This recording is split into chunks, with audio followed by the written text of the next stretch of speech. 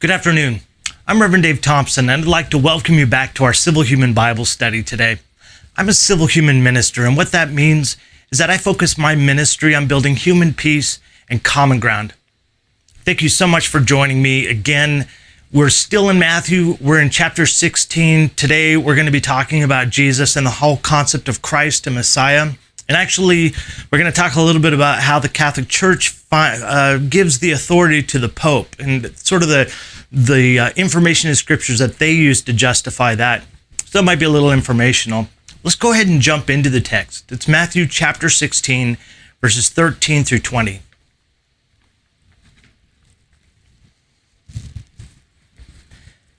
Starting with verse 13.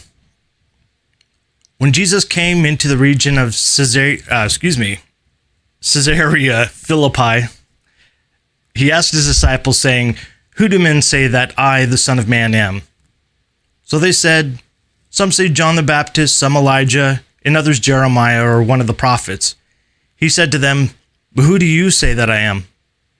And Simon Peter answered and said, "You are the Christ, the Son of the living God."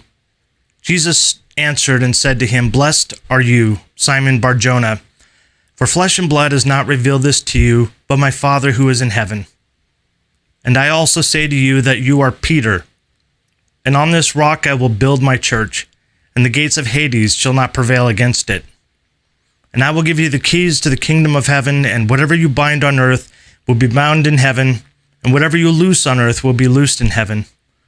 Then he commanded his disciples that they should tell no one that he was Jesus the Christ.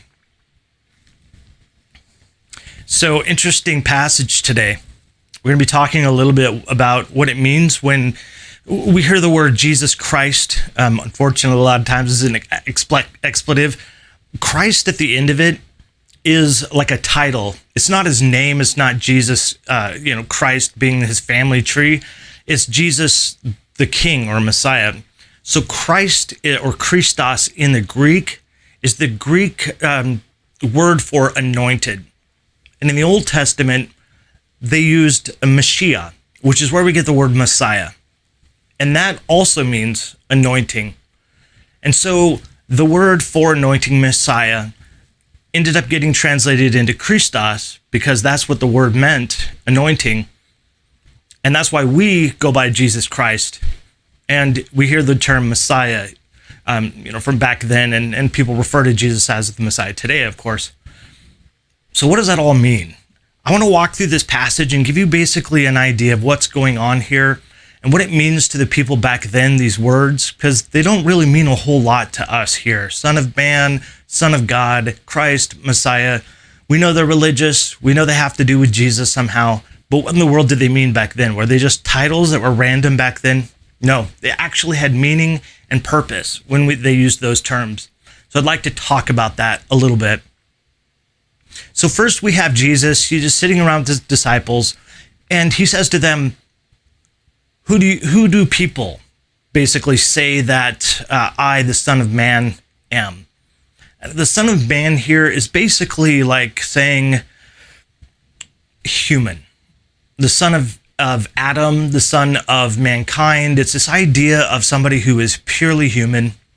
Jesus goes by that, Son of Man, and then we're going to see Son of God. And I want to talk about why those two go together. So then they say that you're John the Baptist, or you're Elijah, or Jeremiah, or some other prophet. What in the heck does that mean, right? Because none of them are alive right now. We already know that John the Baptist was beheaded, right, by the daughter of Herod because she danced and he wanted to give her something. So what in the world does that mean? So when they say that, in this custom, in this ancient society, there's this idea of sort of resurrection or sort of a mantle, they would call it, or a passing over of one prophet to another. And so when they say you're John the Baptist, they're actually saying that you are possibly John the Baptist, raised from the dead and now occupying Jesus' body. So this is kind of the way that they thought back then. And so they were telling him John the Baptist, Jeremiah, Isaiah, which are all very significant prophets for them back in that day. And then Jesus turns to them and says, okay, Who do you say that I am? And everybody probably piped up, or, actually sat down for a second, because it was a big deal. Everyone probably knew that Jesus was insinuating or talking about the term Messiah. But to say that was significant. It meant a lot and had a lot of repercussions when it comes to the politics, when it comes to the law, and when it comes to Rome and Israel. And then Peter actually stands up, who's called Simon first. That's his first name. He gets introduced to us as Simon. And Jesus changes his name here, and I'll talk about why. So Simon stands up and says, "You are the Christ, the Son of the living God." So what does that mean? When Peter says you are the Christ, what he's doing is saying, you are the one that we've been waiting for, the king who's going to deliver us from our bondage, the king that's going to take Israel into a whole new level of greatness, basically, and renew the whole kingdom and the whole covenant with God. That it's this person that Israel has been waiting for centuries by this time. And everybody kind of refers to him coming and coming and coming. And finally, Peter's saying something that is significant to the people back then. You are the king that we've been waiting for, the Son of God. Now, the question is Peter referring to an actual, the characteristic of who Jesus is, meaning he's like a divinely occupied being, meaning that he's actually was born from God? We aren't exactly sure what that means, except to say that when people talked about the king or any other king in their country, in their land, they basically referred to him in two ways. The king was the Son of God and the Son of Man. And the reason he was that is because the king represented the people to God, and the king represented God to the people. So that's the way that they viewed the whole relationship between the king and God. And the Son of Man, of course, meant that he was one of us. He's human. Son of God means that he is somehow separate. He is from God, either divinely inspired or, some nature that is different than us. Obviously, they've seen a lot of miraculous stuff that Jesus has done. Some substantial things that are really have blown them away, quieting the waters of the storm on the lake and walking on the water. These things are not normal human behaviors. And so they ascribe, and he says, you're the Son of the living God. I love that he says living God. That word there is basically life, but it also means in this sense, a life that is happy in the enjoyment of all the blessings of these virtues that we've been talking about for a while now. So Jesus turns to him, and no doubt everybody is just, stunned that that Peter actually said this. Jesus turns to him and says, "Happy are you, Peter, because you are fortunate." So this word happy, remember back in Matthew 5, Jesus was talking about the term happiness, and he talked about these virtues, and that doing these virtues makes us happy and fortunate. It's the same word he's using here to describe Peter, saying that he's fortunate. He should be envied because it wasn't revealed to him so Jesus mentions that Simon didn't figure this out on his own, that it somehow has been revealed to him by our Father, his Father in heaven. Jesus claims, my Father in heaven. And this word revealed, it literally means to remove a cover, to see what's inside or to what's behind something or what's unseen. So Jesus basically says, you're right. I am the Messiah. I am the Son of the living God. And then he's going to tell him, don't tell anybody, but we'll get there real quick. And then he says to Peter, you are Peter. And so he designates his name Peter, and there's a purpose for that. And he says, upon this rock, I will build my church, and the gates of hell or Hades will not prevail against it. So the word for Peter and the word for rock are exactly the same, except one is masculine, one's feminine. So when Peter says, you are going to be named Peter, he's saying you're going to be named rock, which is Petra in Greek, or Petros in Greek. And upon this rock, which is Petra, I'm going to build my kingdom, or build my church, he says. So what in the world does he mean about that? That's awfully metaphorical. What's he actually saying there? Jesus is essentially pointing to what just happened, Peter's specific revelation, his unique perspective about Jesus. He's saying, upon this rock, that revelation that I am the Messiah, I'm going to be building my church, and the gates of hell or Hades won't prevail against it. I want to walk through that phrase a little bit because, it's metaphorical, so it's kind of hard to figure out sometimes what Jesus is talking about here. It helps that the language is a little bit more specific. Greek is really specific language. All the endings mean something. They tell us about the time, they tell us gender, and they tell us how many people they're talking to. So we can really nail down a lot of what Jesus is talking about. English, not so much. It's a pretty vague language when it comes to figuring out what's being said. Those of you who have come from foreign countries, full well that English is not an easy language to learn because of its ambiguity. So what is Jesus saying about building on the rock here? He is essentially saying that this concept that I am the king and introducing a new kingdom to Israel, I'm the one who was promised to come. I'm the one who's delivering you this notion of a new kingdom, a new way of living, a new way of viewing things, and that is living according to the virtues that we've been talking about: compassion, humility, self-restraint, peacemaking.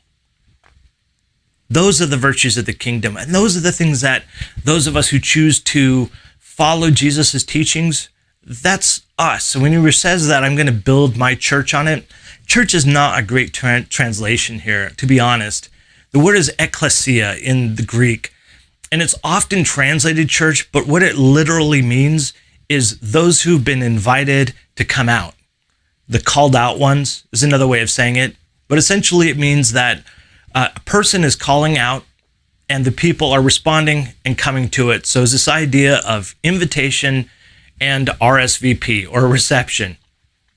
So Jesus is saying that, look, anybody who takes this invitation to follow these virtues, compassion, humility, self-restraint, peacemaking, they are part of the kingdom. And I'm building this whole thing on this rock, that I'm bringing a message that is important to listen to. People do, use this as a chance to talk about Jesus being, divine and the only Son of God. And there's a lot of sort of God conversation that happens here. And for those of you who don't come from a faith perspective, I don't know that it's necessary to go into the detail about all that. And each one of us have to figure out, what exactly we want to do with Jesus, the person, whether he was literally God, whether he was just, a man who was inspired in the way that the universe works. And by saying God, he means the universe in general. And because that's really what God is to these people, the heavens. And he's saying that these are the rules to work by. If you're part of the universe, you want to live according to the way things really are, follow these virtues, you'll be happy. And those of us who decide on a faith aspects, or those of us who don't, we are all welcome to follow these teachings and these virtues and to reap the benefits of them. And then he says the gates of hell will not prevail against it. I realize we're going through a lot of stuff here, but I want to go through this passage. A lot of what he's saying is important. Then he says the gates of hell will not prevail. It's oftentimes how it's translated. Remember, so hell here is actually Hades. It's that garbage dump area that Jerusalem has outside the city gates where, they basically burn all the refuse and anything that is spoiling, it all goes down there. They burn it so that, obviously that's just their sanitation process. And so Jesus is saying, look, everything that is represented in what is toilsome and wicked and mischievous and wrong, that will not prevail against what I'm building here. So what in the world is he saying? It's simple. These virtues, peacemaking, compassion, humility, self-restraint, they will always win. over and against the people who come out of the other place. Arrogance, bullying, anger. Those are the things that people who are not following these virtues live for. This is the one thing I really want to end on. The main draw that I see in this passage that I feel is really so important in Jesus' message is that on the balance, the virtues that Jesus is talking about of the kingdom of heaven, of the way that the world and the universe actually work, virtues that he is talking about, the compassion and the self-restraint and humility and peacekeeping, these are far more powerful than their opposite. Today, I know I needed to hear that message.